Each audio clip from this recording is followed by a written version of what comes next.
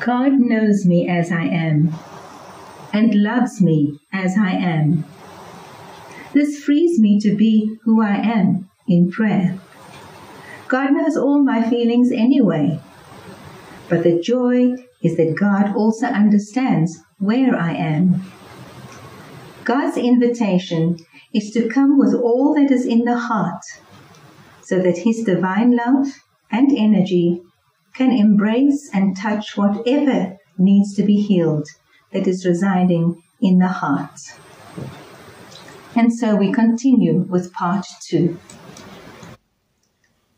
Sometimes it's not easy to face a difficult situation with another person, and it may well be wise to consult a third person. St. Paul tells us to take that way when life is so difficult. The wonderful thing about true love is that we can express our feelings. Please note and take it in. Feelings in themselves are not bad. They are an emotional aspect of ourselves, and feelings are a gift, revealing who we are and what we are called to be at the moment we experience the feeling. This means that I can be angry, and I can be angry even with God. It is a healthy and wholesome thing to tell God how we feel, and we don't have to feel guilty about that. Again, an experience I had. I was extremely angry with God about something. Then I, in my imagination, went to God. I wept my fury and banged my fist against God's chest, only to experience a loving embrace like that of a father who understands the pain of a child. And you know that kind of anger. You know when your child hurts and wants to scream and perform. You as a parent will understand that. You see, God deeply desires our wholeness and continually invites us to open ourselves so that we can be touched with mercy, love, joy, freedom, and peace.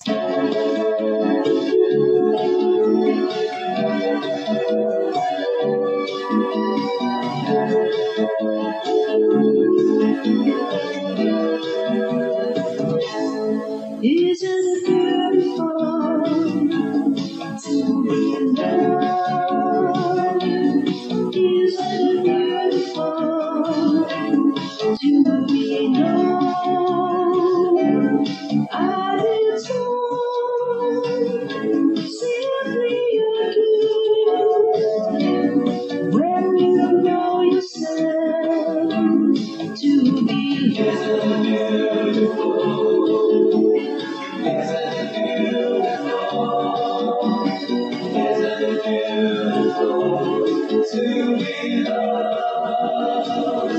To feel so at home with you, safe and content, to be free to be just who I am, to reach out to you beyond distance and time, and to know the joy of being still one. Isn't it beautiful to be loved? Isn't it beautiful to be loved? I did simply a gift when you know yourself to be loved.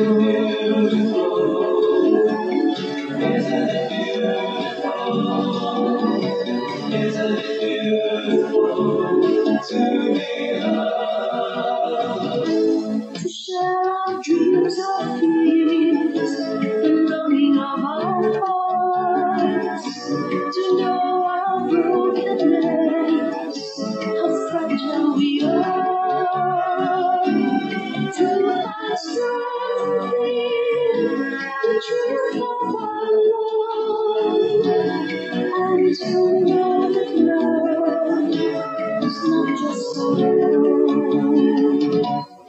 Isn't it beautiful to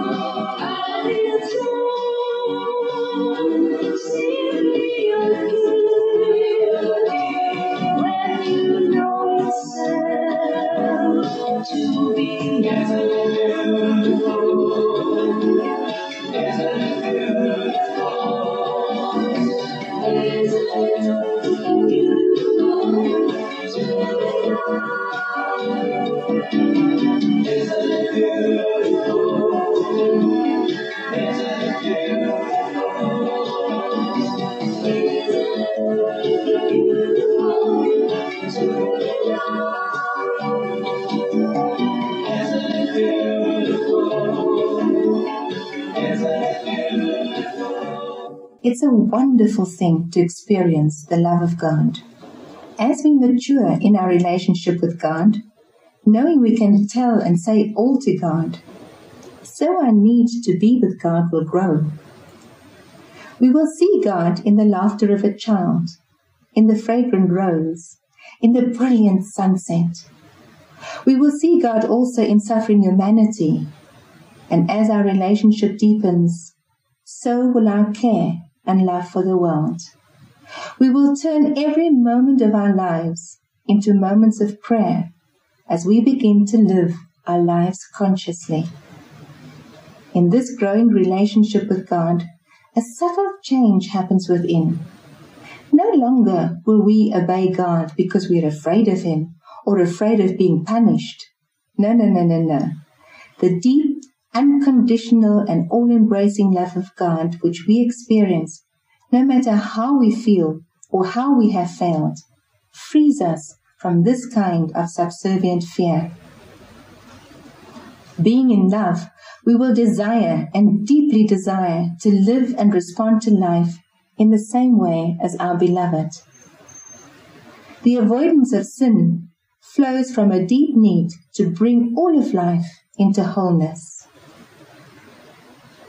We, every human person, are called to be co-creators with God, and with God to infiltrate the whole world with love.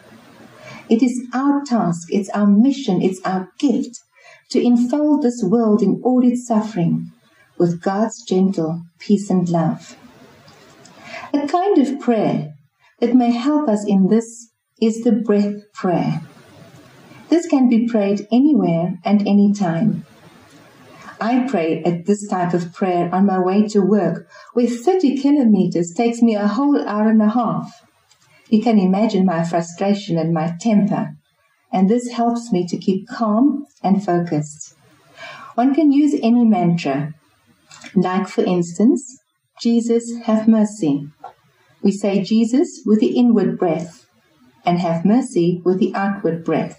Just try it. Jesus, inward breath, have mercy, outward breath.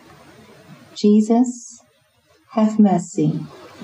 Jesus, have mercy.